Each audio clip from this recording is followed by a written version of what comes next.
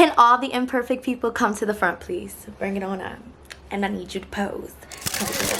Vogue. Cover girl. Give them face. Give them face. Give them face. Give them face. No, but seriously, number one, we are all imperfect people who serve a perfect God. And two, today, I made the mistake of going and picking up an apple just to put the apple back, just to pick up a different apple, just to end up picking up the first apple that I picked up to begin with.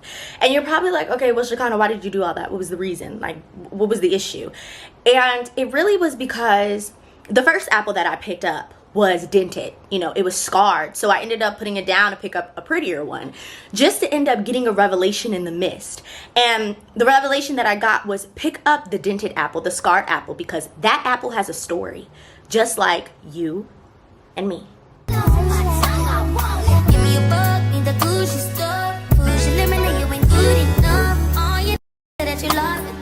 Hi loves, I'm Shekinah G. This is I Am Shekinah TV. If you're new, holla, and if you're returning, hey.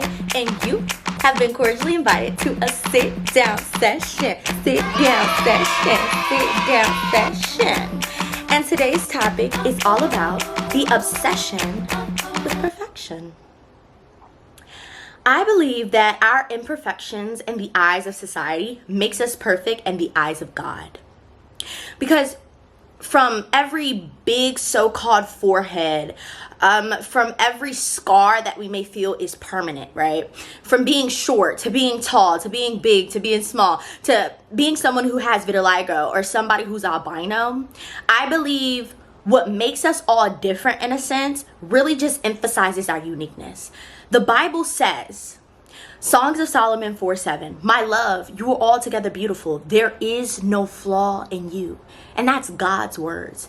And I know that in this particular society, it may seem like being different or standing out, whether it's your physical features or just your personality, everybody has their different archetypes, whatever it may be that makes you different. It may seem like a curse, especially when it comes to the facial structure and the things of our just genetic makeup. If you don't fit the particular beauty standard in this society, then you're out in a form. And it's like this beauty industry, not everybody within the beauty industry, but most of people and most of everybody in the beauty industry kind of capitalizes off of people's insecurities and make them feel that if you're not it and you don't look like everybody else, then you stand out and you're not what they're looking for in a form. And I think people don't realize that God intended for each and every one of us to be different. He intended for each and every one of his creations to be exactly unique because he took his time curating each and every single one of us. See, when I was younger, my mother used to have this love for Italian designers. I mean, she still does. And I guess one day I asked her, what's really the obsession? Like, what's so great about Italian designers? Not saying that there isn't anything great about them, but it's more so of what really interests you in Italian designers. And I remember my mother always telling me that, Italian designers, they only make one of everything. It's no one size fits all. This isn't like a mass production type of thing. It's one size fits all. No, it's one of a kind. They only make one of a kind items. And I remember when my mom said that, it kind of stuck with me. And it made me think that God is our Italian designer. And he made all of us one of a kind. We're not supposed to be like the next person. Just like an Italian designer makes one item. If that one person fits that, then that's the only person who can wear it. And that's literally how God intended to create us. One of one.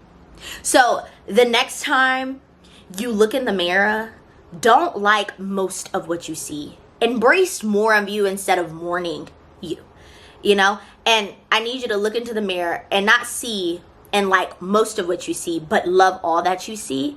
Flaws that society sees as flaws and imperfections included. So the next time you need a reminder, you know where to find her. That would be me, Shekinah G. I Am Shekinah TV. And I will see y'all next time. Later. Mwah, mwah, mwah.